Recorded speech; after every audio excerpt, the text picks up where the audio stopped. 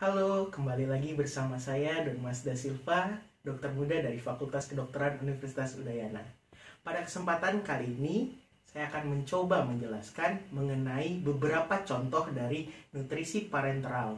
Di antaranya adalah Marto 10, ada Aminovel 600, dan yang terakhir ada Otsu Normal Salin. Ini bukan video endorsement ya teman-teman, tetapi ini adalah untuk mereview untuk kepentingan pendidikan, sehingga kita dapat mengerti beberapa contoh dari nutrisi parenteral itu sendiri. Mau tahu lebih jelasnya? Yuk kita simak lebih lanjut.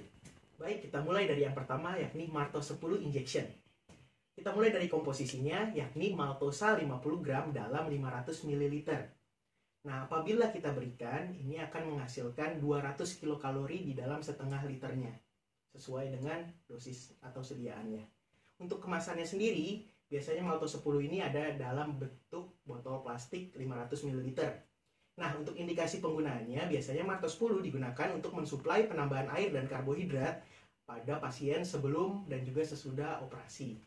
Yang kedua, Marto 10 ini juga dapat digunakan sebagai suplai karbohidrat maupun penambahan air pada pasien-pasien yang mengalami diabetes mellitus tipe 2. Selain itu, Marto 10 ini juga dapat diberikan pada pasien dengan keadaan kritis lain yang membutuhkan nutrisi eksogen, seperti pada pasien tumor, pasien infeksi berat, pasien stres berat, dan juga pasien dengan defisiensi protein. Untuk dosis dari Marto 10 ini, ada yang namanya jumlahnya 500 sampai 1000 ml. Nah, ini dapat diberikan secara intravena dengan tempo yang lambat.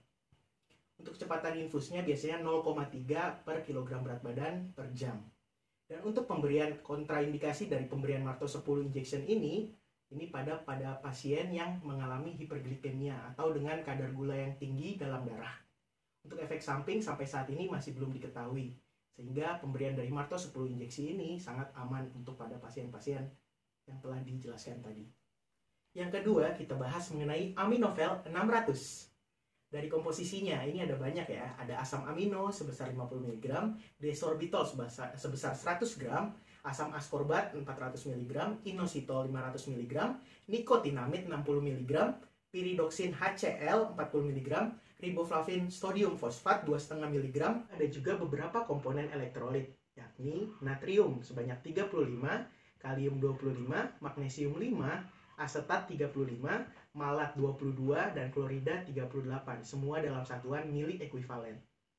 Nah, untuk indikasi dari Aminovel 600 ini, yang pertama, kita gunakan sebagai suplai nutrisi pada pasien dengan gangguan saluran cerna, seperti short bowel, anoreksia, dan juga gangguan GI tract lainnya.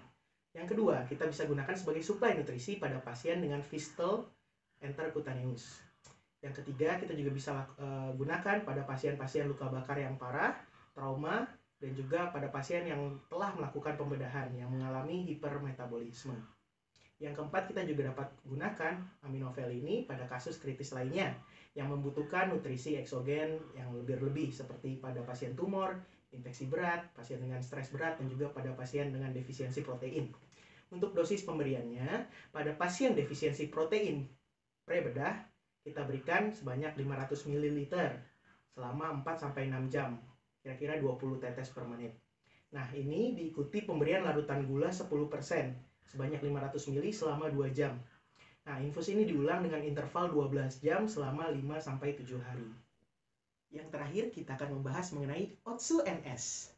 Ya, kita mulai dari yang pertama, komposisinya adalah natrium dan juga klorida sama-sama sebanyak 154 mili ekuivalen.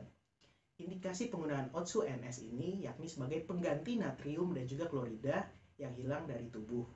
Untuk sediaannya biasanya dengan botol plastik 1000 ml dengan konsentrasi 0,9%. Untuk dosis, pemakaiannya bergantung pada kondisi tiap pasien. Untuk kontraindikasi penggunaan dari Otsu NS ini yakni pada pasien dengan edema paru, gagal jantung kronik, gangguan fungsi ginjal, dan juga pada pasien dengan preeklamsia. Untuk efek samping, penggunaan Otsu NS ini biasanya dapat menimbulkan rasa mual, muntah, diare, kedutan pada otot, radang saluran cerna, dan juga iritasi pada mata. Itu adalah contoh-contoh dari nutrisi parenteral yang kita bahas di video kali ini. Sudah mengerti kan? Satu take home message-nya adalah gantikan yang hilang karena hidup harus seimbang. Sampai jumpa di video-video berikutnya.